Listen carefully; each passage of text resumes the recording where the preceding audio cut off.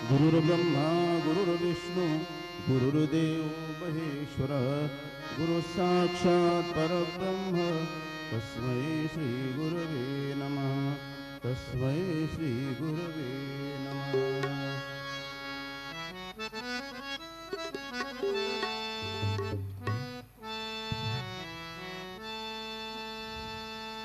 चंदन का तूने तिलक लगाया, पानी से तूने दीपक जलाया। चंदन का तूने तिलक लगाया, पानी से तूने दीपक जलाया। दूर से देखा तो दीपक जला था,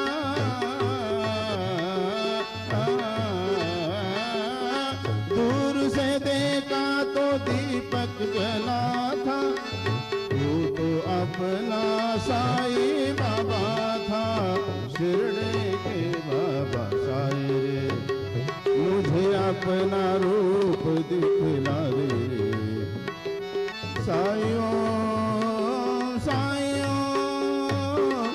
साईं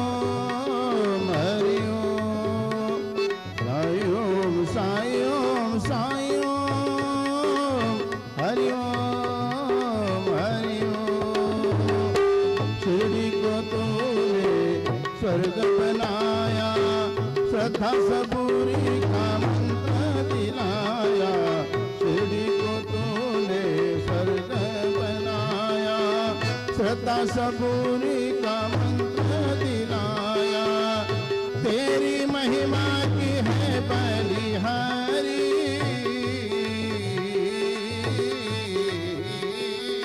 तेरी महिमा की है बलिहारी। पूज रहे तुझ नर और नारी, शिरडी के बाबा साईं रे।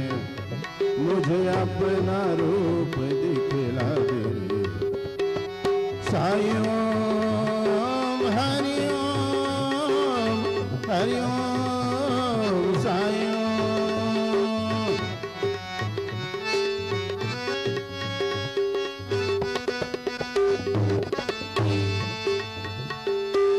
काशी भी देखी मथुरा भी देखा, शिरडी न देखी तो क्या तूने देखा। काशी भी देखी मथुरा भी देखा, शिरडी न देखी तो क्या तूने देखा। दूर से देखा तो पत्थर पड़ा था,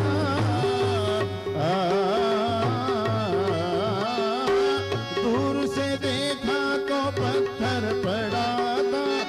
वो तो अपना साईं बाबा था, शिरडी के बाबा साईं रे। मुझे अपना रूप दिखला दे साईं साईं हरिओम हरिओम हरिओम साईं साईं हरिओम हरिओम। तू ही दाता तू ही विधाता, तुम ही पिता और तुम ही हो माता।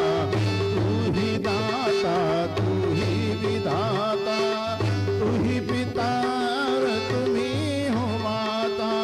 तूने सबकी बिगड़ी बनाई,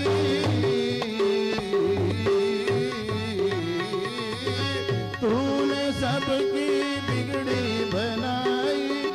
मेरी भी बिगड़ी बना दे हो साईं, शिरडी के बाबा साईं रे। मुझे अपना रूप दिखला दे रे साईं साईं साईं साईं साईं साईं साईं हरिओम हरिओम। सत्य पे चलना तूने सिखाया, कौन है अपना कौन पराया। सत्य पे चलना तूने सिखाया, कौन है अपना कौन पराया। जीने की सच्ची राह दिखाई,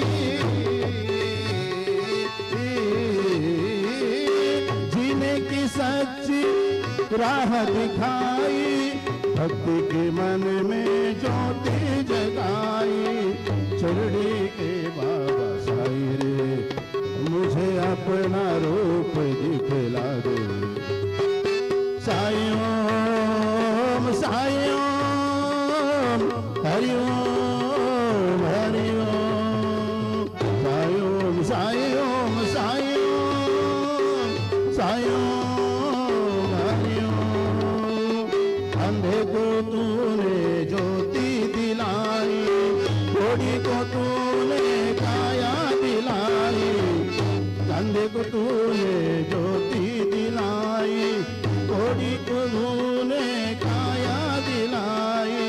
भूखे को तूने रोटी दिलाई, भूखे को तूने रोटी दिलाई। क्या कहो तेरी लीला है न्यारी, शिरडी के बाबा साई रे, मुझे अपना रूप दिखला दे। साई ओम हरि ओम हरि ओम। हिंदू भी बोला, मुस्लिम भी बोला, सिख भी बोला, ईसाई भी बोला। हिंदू भी बोला, मुस्लिम भी बोला, सिख भी बोला, ईसाई भी बोला। नानक साई, यीशु भी साई,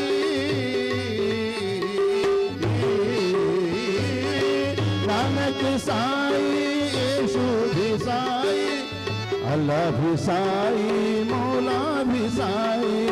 शिरडी के बाबा साई रे, मुझे अपना रूप दिखला दे। साई ओम हरि ओम हरि ओम हरि ओम। श्री सच्चिदानंद सद्गुरु साईनाथ महाराज की जय। रघुपति राघव राजा राम, पतित पावन साई नाम। रघुपति राघव राजा राम, पतित पावन साई नाम। पतित पावन साई नाम, पतित पावन साई नाम, पतित पावन साई नाम, पतित पावन साई नाम। रघुपति राघव राजा राम, पतित पावन साई नाम, पतित पावन साई नाम, पतित पावन साई नाम।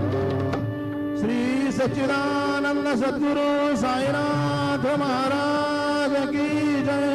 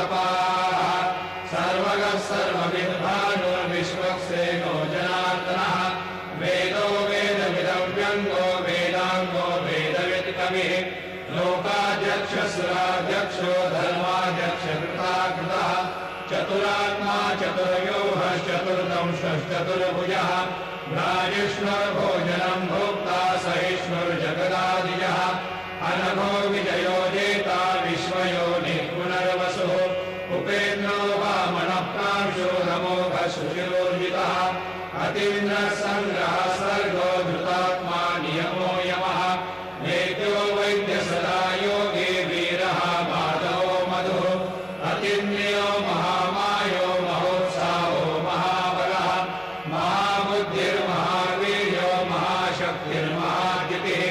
अनिर्देश्य श्रीमानमे आत्मा महादिदृग महेश्वासो महे भर्ता श्रीनिवास सतांगतिः अनिरुद्ध सुरानंदो गोविंदो गोविदांपतिः मरीचिर्ध मनोहंसः सुपर्णो भुजगोत्तमः हिरण्यनाभः सुतपा पद्मनाभः प्रजापतिः अमृतः सर्वदक्षिंहः सन्दाता सन्निवाञ्चिरः अजो दुर्मर्षणः शास्ता विश्रुतात्मा सुरार्यः गुरुर्गुरुतमो धाम सत्यसत्यपराक्रमः निमिषो निमिषश्रग्वे वाचस्पतिरुदारधीः अग्रणे ब्राह्मणे श्रीमान् न्यायो नेता समीरणः सहस्रमूर्धा विश्वात्मा सहस्राक्षः सहस्रपात् आवर्तनो निवृत्तात्मा संवृतः सम्प्रवर्धनः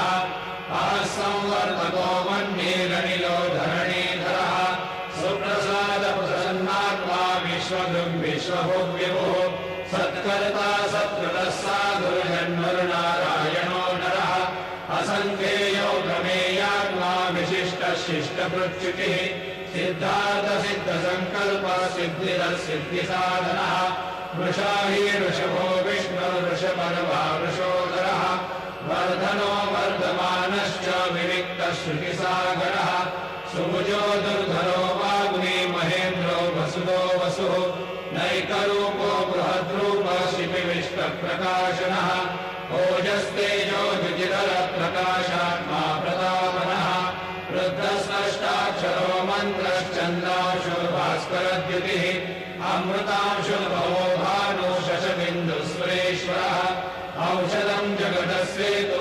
सत्यधर्मपराक्रमः भूतभव्यभवन्नाथः पवनः पावनो नरः कामः कामकृत्कान्तः कामः कामप्रदप्रभुः युगादिवद्युगावर्तो नैकमायो महाशनः अदृश्यो व्यक्तरूपश्च सहस्रयुगनन्तयुध इष्टो विशिष्टशिष्टेश्च शिखण्डे नहुषो वृषः क्रोधः क्रोधकृत्कर्ता विश्वबाहुर्महेधरः अच्युतप्रथितप्राणप्राणनो वासवानुजः अपान्विधिरधिष्ठानमप्रमत्तप्रतिष्ठितः स्कन्दस्कन्दधरो धूर्यो वरदो वायुवाहनः वासुदेवो बृहद्भालो रादिदेवः पुरन्दरः अशोकस्तारणस्तारः शूरशौरिर्गणेश्वरः अनुकूलशतावर्तः पद्मीपद्मनिवेक्षणः पद्मनाभोरविन्दाक्षः पद्मगर्भशरीरवृतः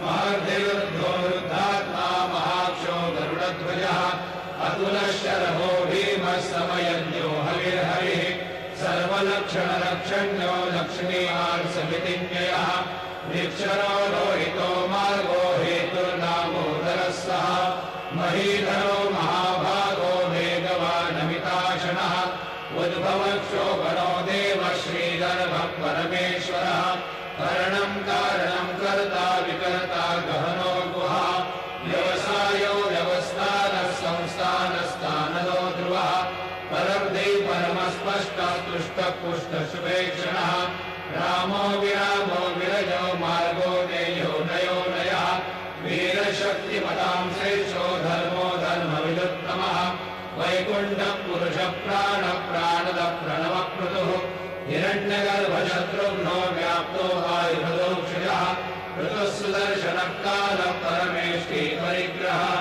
उग्रसंवत्सरो दक्षो विश्रामो विश्वदक्षिणः विस्तारस्थावरस्थाणो प्रमाणं बीजमव्ययम् अर्थोऽनर्थो महाकोशो महाभोगो महाधनः अनिर्विण्णस्तविष्टो भूर्धर्मयोगो महामखः नक्षत्रनिर्नक्षत्रे क्षमक्षामः समीरणः यज्ञयुज्यो महेजश्च क्रतुसत्कंसताङ्गतिः सर्वदर्शी भूतात्मा सर्वज्ञो ज्ञानमुत्तमम् सुहृदः सुमतः सूक्ष्मः सुघोषः सुपदस्फुरः मनोहरो जितक्रोधो वीरबाहुर्विदारणः स्वापनः स्ववशो व्यापी नैकात्मा नैककर्मकृतः वत्सलो वत्सलो वत्से रत्नगर्भो धरेश्वरः धर्मगुप्धर्मकृद्धर्मे सदसक्षरमक्षरम् अविज्ञाता सहस्रांशुर्विधाता कृतलक्षणः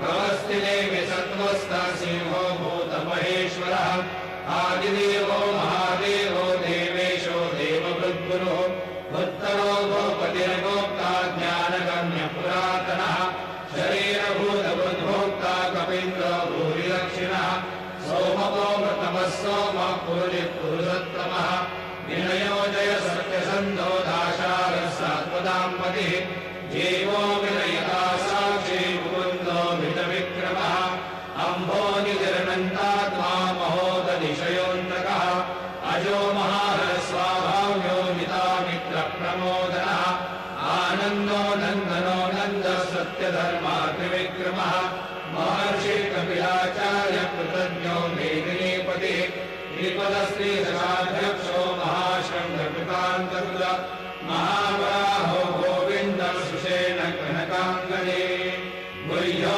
कवियोगहरो मुक्तशङ्करकलाधरः मेधासाङ्गो हितकृष्णो दृढः सङ्कर्षणोच्युतः वरुणो वारुणो वृक्षः पुष्कराक्षो महामनाः भगवान् भगवानन्दी वनमाली हलायः आदित्यो ज्योतिरादित्यः सहिष्णुर्गतिसत्तमः सुधन्वाखण्डपरशुर्धारुणो द्रविणप्रदः दिवस्पृक्सर्वदव्यासो वाचस्पतिरयोनिजः त्रिशामासामगः साम निर्वाणम् भेषजम् विषम सन्न्यासमृच्छमशान्तो निष्ठा शान्तिपरायण शुभाङ्गशान्तिरस्रष्टा कुमुदकुवलेशयः मोहितो गोपतिर्गोप्ता वृषभाक्षो वृषप्रियः अनिवर्ते निवृत्तात्मा संक्षेप्ता क्षेमकृच्छिवः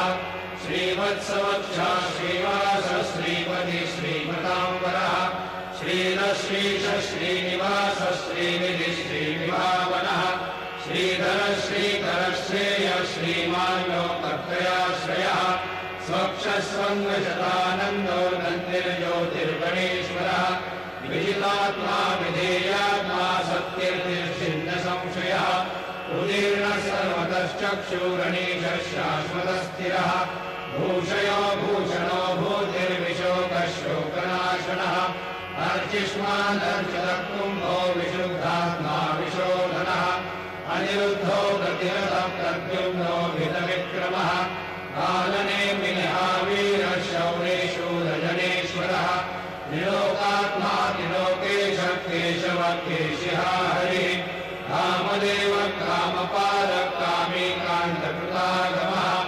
अनिर्देश्यः पुरविष्णुर्वीरोऽनन्तो धनञ्जयः ब्रह्मण्यो ब्रह्मकृद्ब्रह्मा ब्रह्म ब्रह्मविवर्धनः ब्रह्मविद् ब्राह्मणो ब्रह्मे ब्रह्मज्ञो ब्राह्मणप्रियः महागमो महाकर्मा महातेजा महोरगः महाक्रतुर्महायज्वा महायज्ञो महाहविः स्तव्यस्तव प्रियस्तोत्रम् सुधिस्तोतारणप्रियः पूर्णपूरयः पुण्यपुण्यनिर्धीरनामयः मनोजवस्तीर्थकरो वसुनेता वसुप्रदः वसुप्रदो वासुदेवो वसुर्वसुमनाहविः सद्गति सत्कृति सत्ता सद्भूति सत्परायणः शूरसेनो यदुश्रेष्ठः सन्निवासश्रियामुनः भूतावासो वासुदेवः सर्वासु निरयोधनः दर्पः दर्पदो दृप्तो दुर्धरोऽथा पराजितः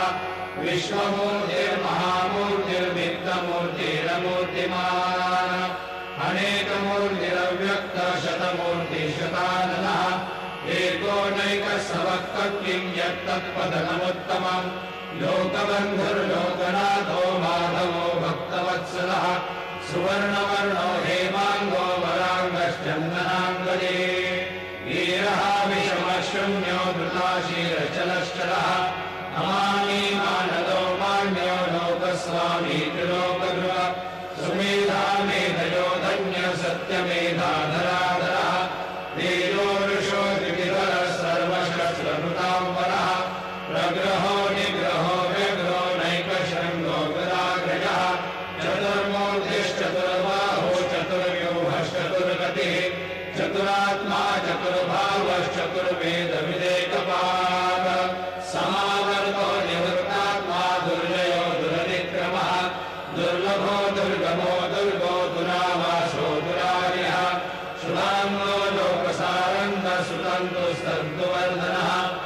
इंद्रकर्मा महाकर्मा कृतकर्मा कृतागमः उद्भवः सुन्दरः सुन्दो रत्ननाभः सुलोचनः अर्को वाजसनशृङ्गे जयन्तः सर्वविद्यये सुवर्णबिन्दुरक्षोदयः सर्वभागीश्वरेश्वरः महाबलो महागर्तो महाभूतो महानिधिः कुमुदः कुन्दरः कुन्दः पर्जन्यः पावनो निलः अमृताशो मृतोपः सर्वज्ञः सर्वतोमुखः सुलभः सुहृदः सिद्धः शत्रुनिश्शत्रुतापनः न्यग्रोधो दुर्मरोश्वस्तश्चानूराग्निशोधनः सहस्रार्ति सप्तजिह्वा सप्तैधा सप्तवाहनः अमूर्तिर्घटोजिन्यो भयकृद्भयनाशनः अनुर्बृहत्कृशस्तूरो वृणवृन्निर्गुणो महान् अकृतस्वधृतस्वास्य प्राग्वंशो वंशवर्धनः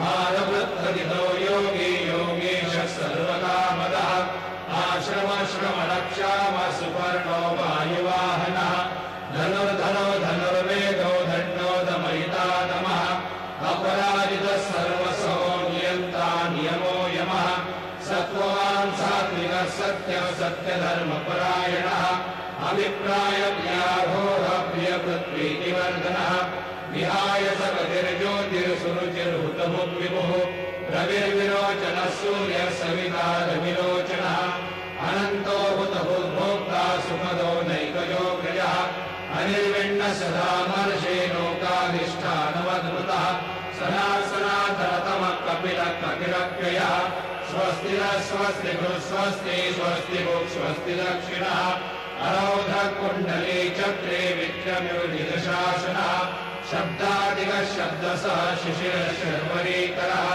अक्रूरप्रेषदो दक्षो दक्षिणक्षमिणाम्बरः विद्वत्तमो वीतभयः पुण्यश्रवणकीर्तनः उत्तारणो दुष्कृतिः पुण्यो दुःस्वप्ननाशनः वीरः रक्षणः सन्तो जीवनः पर्यवस्थितः अनन्तरूपोऽनन्तश्रीर्जितमन्युर्भयापः चतुरस्रो गभीरात्मा विदिशो व्यादिशो दिशः अनादिर्भुर्भुवो लक्ष्मी सुवीरो रुचिराग्रः जननो जनजन्मादिर्भीमो भीमपराक्रमः आधारजयो धाता पुष्पः सप्रजागरः पूर्वसत्पदाचार प्राणः प्रणवपरः नमानं प्राणनिलय प्राणभृत्प्राणजीवनः तत्त्वं तत्त्वविदेकात्मा जन्ममृत्युजरादितः पूर्ववस्वस्तरुस्तारः सविता प्रपितामहः यज्ञो यज्ञपतिर्यज्वा